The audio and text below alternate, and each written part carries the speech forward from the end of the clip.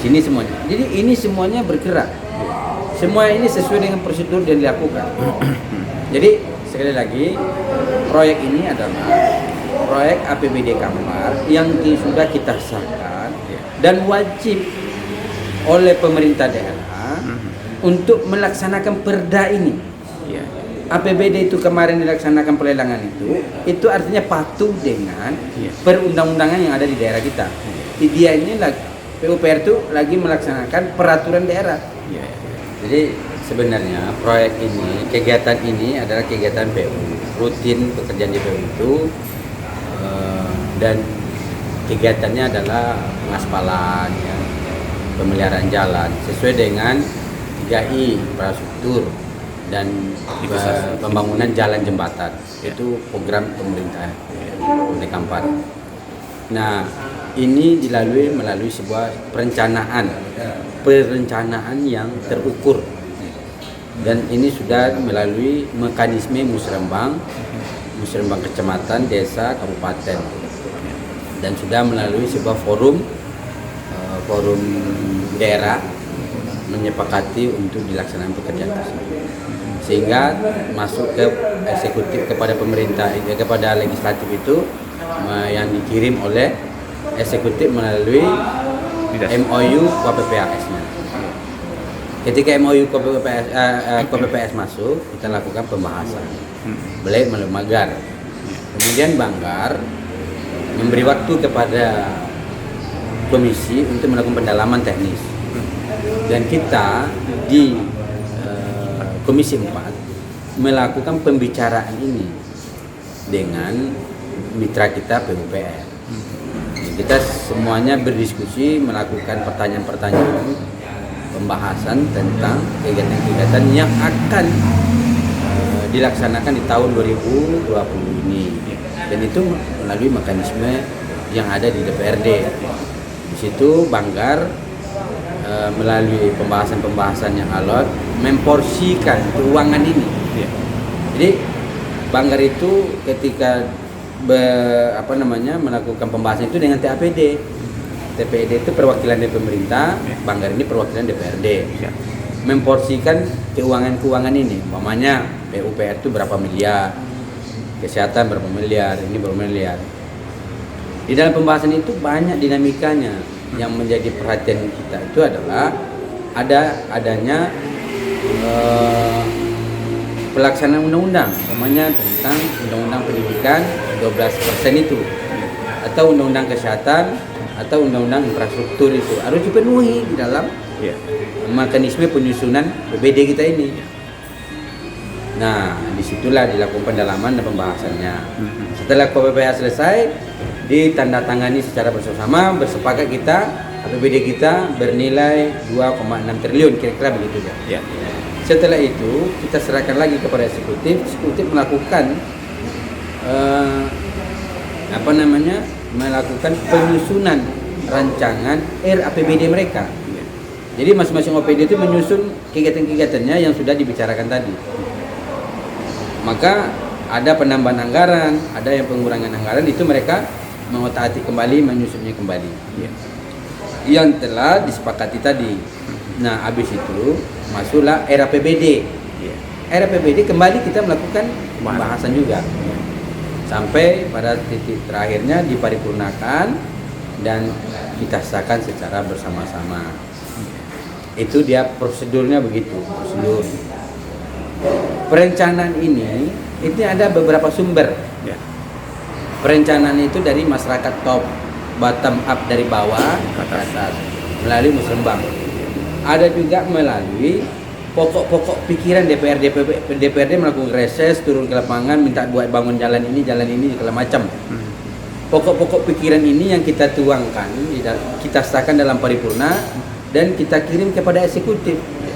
Eksekutif menginventarisir pokok-pokok pikiran ini.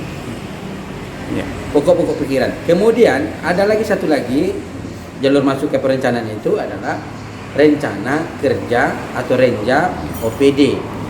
Jadi PUPR itu punya rencana kerja juga, jalan-jalan yang akan dibangun atau jembatan-jembatan yang posisinya sudah rusak. Karena ada masyarakat lapor sama mereka dan mereka juga ada turun ke lapangan melakukan survei dan segala macamnya. Berdasarkan skala prioritas Bang. Nah, semua ini, data ini semuanya dirangkum di dalam RKPD namanya. RKPD. Rencana Kerja Pemerintah Daerah. Di RKPD ini semua yang instrumen yang 3 tadi itu, di 3 jalur itu masuk semuanya dalam RKPD. Barang yang dalam RKPD inilah dikeluarkan dalam bentuk rencana kerja, rencana RAPBD tadi itu, atau rencana yang akan disusun PPAS-nya. Di sini semuanya. Jadi ini semuanya bergerak. Semua ini sesuai dengan prosedur yang dilakukan. Jadi sekali lagi, proyek ini adalah proyek APBD Kampar yang sudah kita sahkan dan wajib oleh pemerintah daerah untuk melaksanakan perda ini. APBD itu kemarin dilaksanakan pelelangan itu artinya patuh dengan perundang-undangan yang ada di daerah kita. Dia ini PUPR itu lagi melaksanakan peraturan daerah. Pemerintah lagi melaksanakan pelaksanaan APBD. Nah, itu agar tercapai visi misi daerah kepala daerah atau daerah kabupaten Kampar. Ini maksudnya semua. Ya, rekan-rekan kontraktor mengatakan patut diduga bahwasannya ada praktek korupsi kolusi dan di 85 miliar tersebut, Bang. Gimana ya, Bang? Itu tanyakan aja sama rekanan kontraktor itu praktek-prakteknya seperti apa. Dan silakan aja, kan udah ada pintu PH penegak hukumnya kalau memang itu bisa dibuktikan, bisa disampaikan itu. Kalau memang terjadi praktek itu ya silakan penegak hukumnya melaksanakan. Terhadap kasus ini Bang, mungkin ada harapan khusus apa nggak? Terhadap kasus ini, persoalan ini? Ini nggak kasus ya, ini hanya sebuah pernyataan statement dari mitra kita, dari kolega kita di DPRD yang ada kira-kira, itu kan kira-kira tadi dia seolah-olah, tapi sebenarnya adalah bahwa ini sesuai dengan prosedur. Tidak mungkin tidak sesuai prosedur. Jadi bagi saya tentang pelaksanaan pembangunan itu, bagaimanapun kondisi kita, pelaksanaan pembangunan wajib bisa berjalan dengan baik.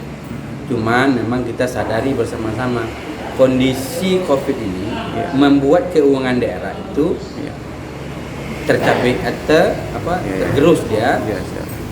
Perolehan transfer pusat kita bermasalah, tinggal sedikit. Kondisi pada adik kita juga tinggal sedikit. Tentu tidak banyak pekerjaan yang bisa kita laksanakan. Tapi saya tentu mengajak kita semua ini agar pemerintah ini bisa transparan melakukan pelelangan. Dan kalau berpihak itu ya berpihak saja, bagaimana berpihak sesuai dengan peraturan perundang-undangan. Dan kemudian karena ini untuk publik, untuk masyarakat, ya bagi rekanan yang bekerja itu pastikan pekerjaannya itu betul-betul menggembirakan hasilnya, jangan sampai bekerja asal-asalan. Kalau asal-asalan dia akan berhadapan dengan hukum. Ada wacana nih Bang, ganti kadis PUPR. Gimana? Ya sampai kalau soal ganti kepala dinas itu juga kewenangan bupati. Kalau bupati merasa cakep, merasa nyaman, merasa senang, dan merasa kadisnya bekerja untuk visi misi dia ini terlaksana dengan baik, ya gimana? Bu, KPUPR ini, kepala dinas ini pembantunya bupati. Ya. Pembantu ini bekerja nggak sekarang? Sesuai nggak bekerjanya dengan prosedur hukum yang berlaku atau tidak? Kalau sesuai prosedur hukum, menjalankan yang diundang-undangkan, yang sudah diadakan, melaksanakan visi misi di situ, melakukan pengawasan, ya saya kira kembali saja kepada bupatinya. Kalau bupatinya merasa nyaman ya silakan, enggak ya silakan juga. Itu semuanya hak prerogatif mereka, bupati.